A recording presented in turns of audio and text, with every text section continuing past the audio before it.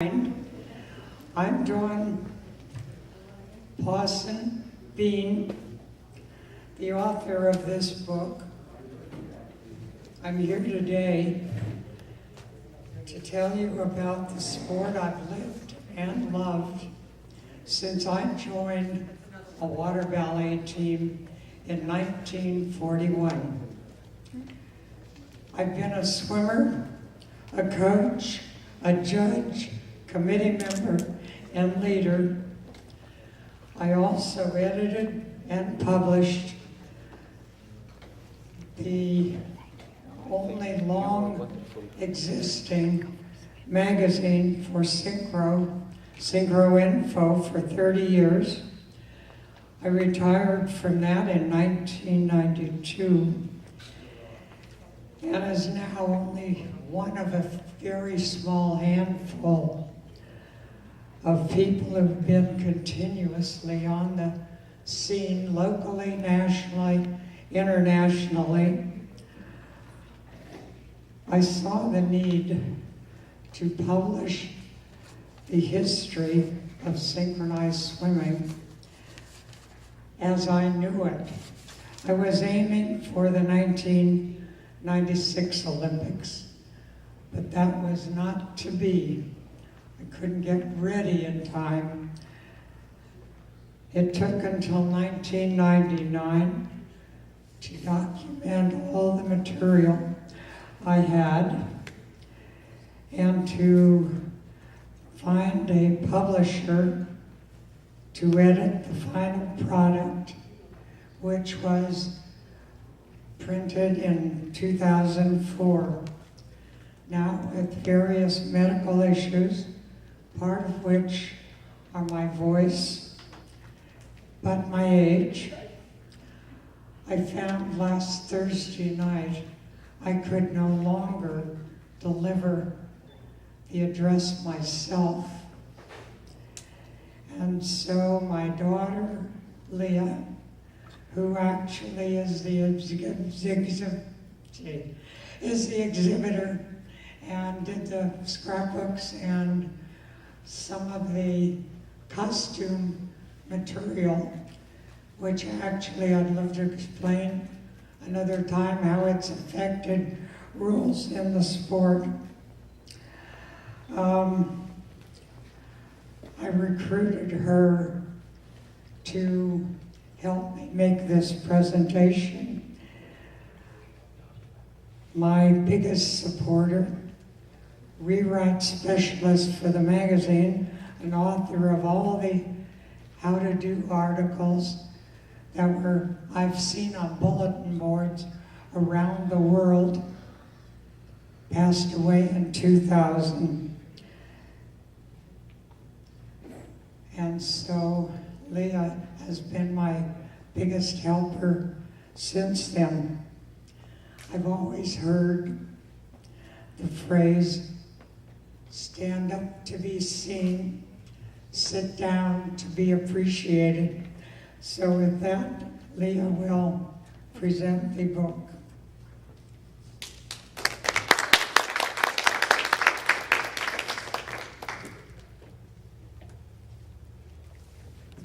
And of course, my mom was speaking of my dad, Ross Pawson Bean, when she was talking about her biggest supporter,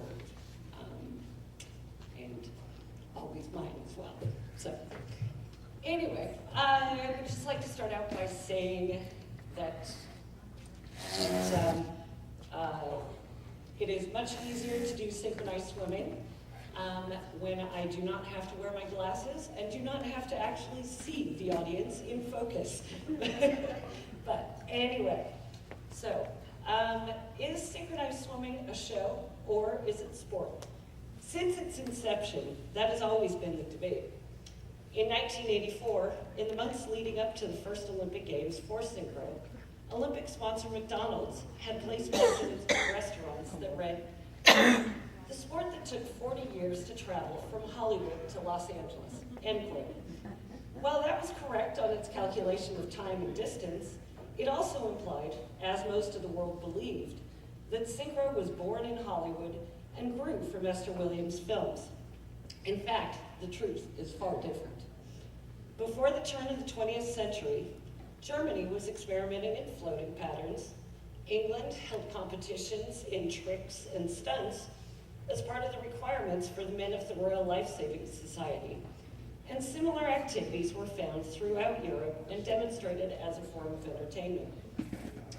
In 1924, Canada began competitions for perfection of strokes and stunts that included both men and women. But the United States can claim the origin of competition in the form that we would recognize as synchronized swimming today, because the US added music. These early contests brought interest to swimming class activities. However, it was the large aquacade spectaculars that really caught the public's eye.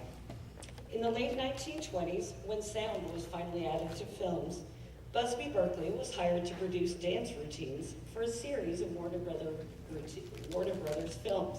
Footlight Parade in 1934 included the first known water ballet caught on film.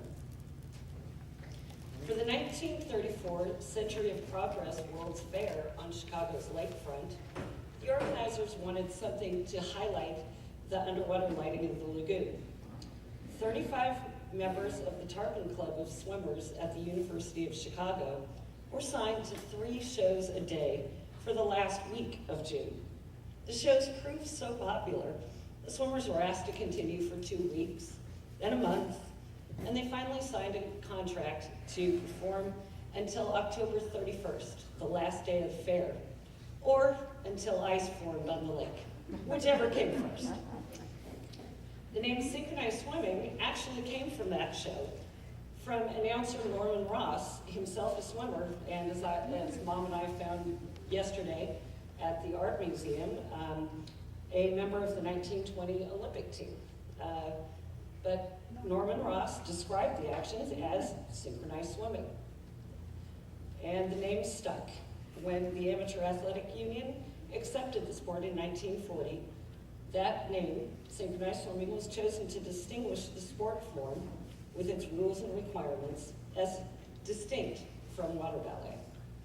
Billy Rose was a master showman of that era and recognized that if a water show had the fun, romance, and zest of a Ziegfeld musical and was offered at a movie admission price, the public was sure to come. His first aquacade was the Texas Centennial in Fort Worth in 1936. And by 1939, he was onto a full production, as Lynn Scher said earlier, he was onto a full production aquacade for the New York World's Fair, starring Olympians Johnny Weissmuller and Eleanor Holm. Holm's notoriety after having been suspended from competing in the 1936 Olympics brought even more interest to the aquacades. She declined to perform in San Francisco the next year, and Esther Williams, who had qualified for the 1940 Olympics that were canceled because of World War II, became the new female lead. This exposure helped lead to her becoming one of Hollywood's biggest stars, with 26 movies in 18 years. She said that she once saw herself on the covers of 14 different magazines, all at the same time. It's even bigger than Kim Kardashian or Beyonce are today. Wonderful. An early pioneer, Kay Curtis, had experimented with diving moves in the water as a student at the University of Wisconsin. Kay was now teaching at the Chicago's Teachers College, and in 1939, her students there decided to hold a synchro competition against her former students from Wright Junior College. The sport's first rules were written by Frank Havlik, a student leader of the Chicago Teachers College. That competition, held May 27th, 1939, included several events: a floating routine for a maximum of 4 people, a large routine for 8 to 12, a small swimming routine for 2 to 4 people, and fancy stunt teams of 2 people each, 1 male and 1 female, who performed 4 required and 4 optional stunts, for example, a somersault, each with points for difficulty. Thus, competition in synchronized swimming began. It was accepted as a sport by the AAU in 1940 on a trial basis for local events only. In 1941, the sport was accepted on a national basis, and the first trial national championships was held in 1942 in Neenah, Wisconsin, in conjunction with the National Swimming and Diving Championships of that year.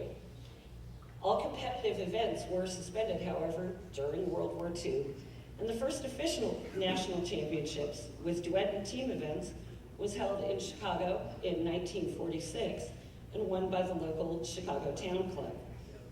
By 1952, by 1950, the solo event was added, and the first event, held in a lake with the judges in rowboats around a perimeter. Future champion Beulah Gundling broke the surface one time with a small addition to her headpiece, a lettuce leaf. By 1952, synchro enthusiasts were eager to compete on the world stage and hoped for acceptance into the Olympics in the near future. Both the United States and Canada started giving exhibitions around the world, hoping to further this goal. Demonstrations were given by both countries at the Pan American Games in Buenos Aires in 1951. Javier Ostos of Mexico, then the FINA president, was instrumental in gaining acceptance for synchro at the next Pan Am Games in 1955 in Mexico City. That event is considered the first official competition held under FINA. Exhibitions were also held every Olympic year, beginning in 1952 and continuing through 1968 in Mexico City, all in the push for Olympic acceptance. In this era, thousands of women took up synchro, seeing it as a demanding sport requiring grace and coordination rather than strictly muscle power. But synchro had reached the public eye mainly through its gaudy, sequin-studded spectaculars, which hampered its gaining sporting acceptance. In 1952, Norma Olson, the team manager for the national champion Athens Athletic Club, cornered Avery Brundage, then president of the International Olympic Committee, to advocate for synchro's acceptance into the Olympic Games. He turned her down flat, saying, quote, "It's showbiz," end quote. But Brundage, in rebuffing Olson, only energized her, and she organized a series of tours around the world from 1953 to 1961. She stated, quote, "I figured the best approach then was to educate people about the sport in other parts of the world," end quote. In the US, the rules kept changing to emphasize the sport aspect. Figure competition, more akin to diving or gymnastics, was an added requirement. Theme and costuming in the original rules were removed from judging criteria, and all of the references were deleted from the rules. Deck work, in the first rules as being defined as unlimited time, was shortened drastically after instances in which one competitor's mother read an entire minute of a poem called Pele the Fire Goddess to set the stage before her daughter entered the pool.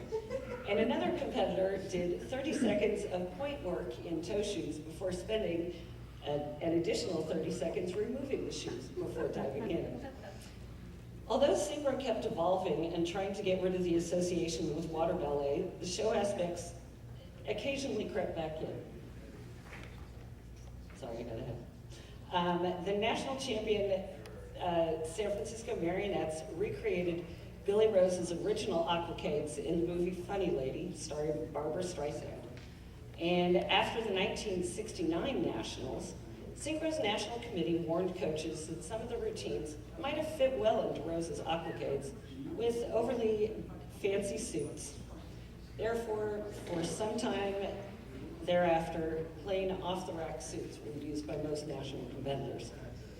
As important as the Pan American Games had been for synchro, a real milestone was reached when, in 1973, synchro was included, along with the swimming, diving, and water polo, in the very first FINA World Aquatic Games in Belgrade.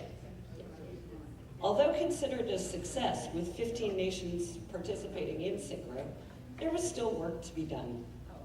Lionel Mikowski, executive director of Synchro Canada, said, quote, "To improve our image, we must change the presentation, give names, histories, points, and identify parts of the routine that are extremely difficult and say why. The public needs to be educated, end quote. Coaches from the Soviet Union attended this first World Championships, and it was widely believed that once the Soviets began entering synchro competitions, the door to the Olympics might finally be open. But it didn't even take that long.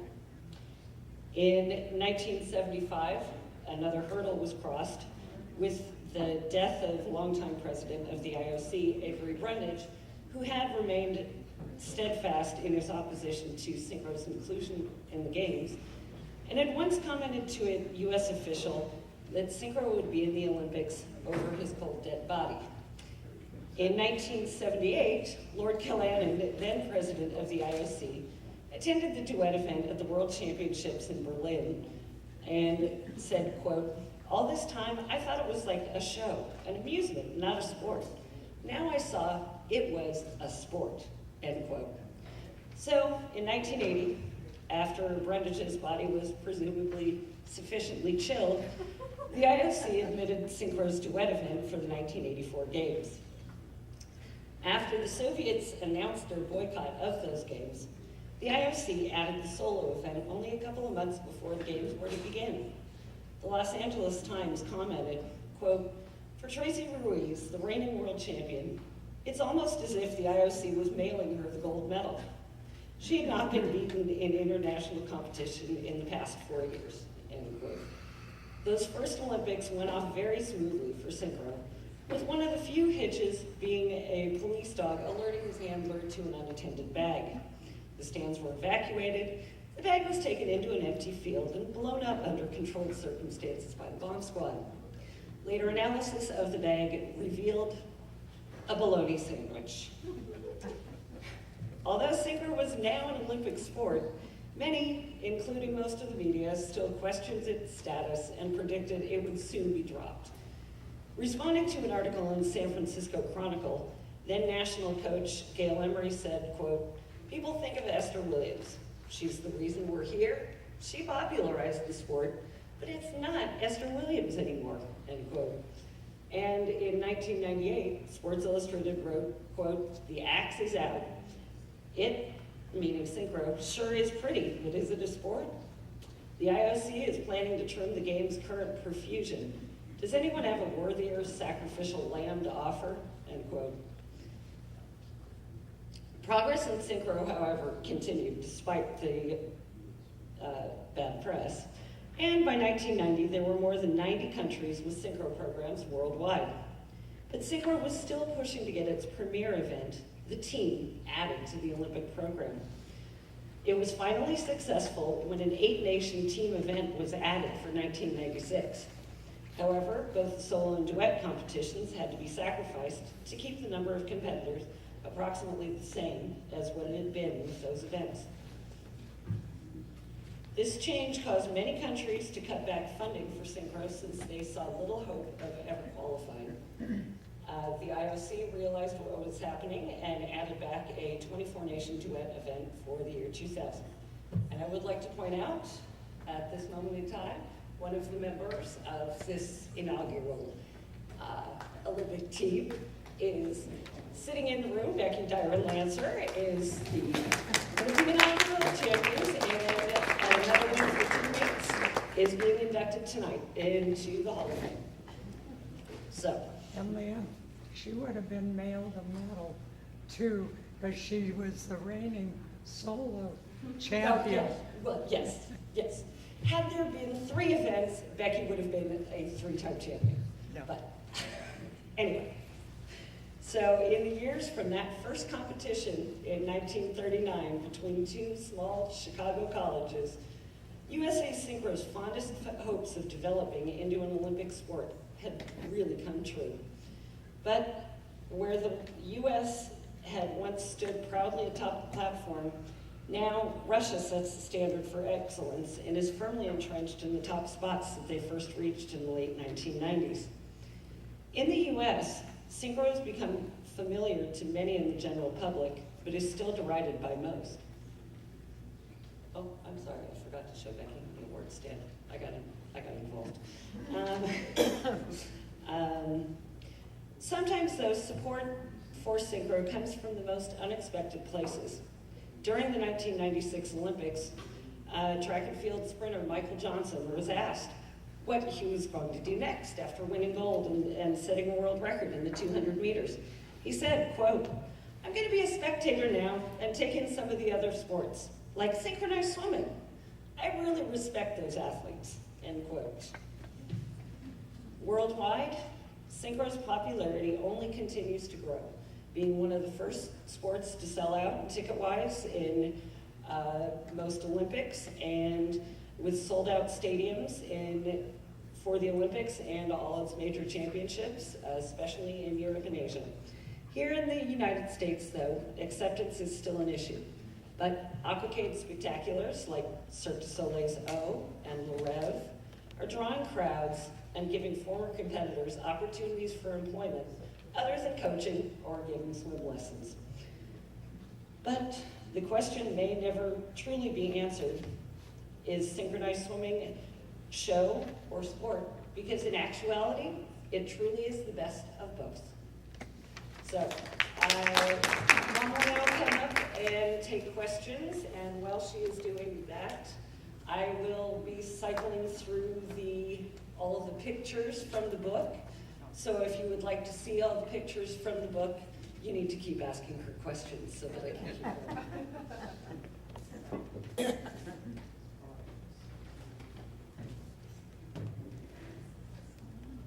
Okay, so we will start with the pictures that are included in the book.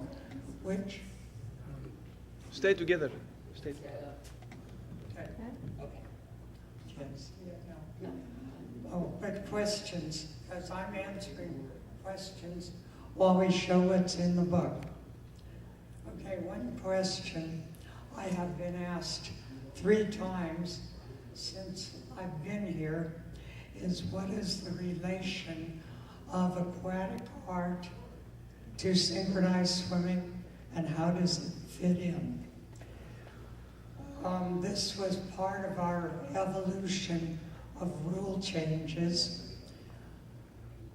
When the solo was adopted, it had totally different rules, basically no rules, and it was really show, because they were trying to show the artistic side.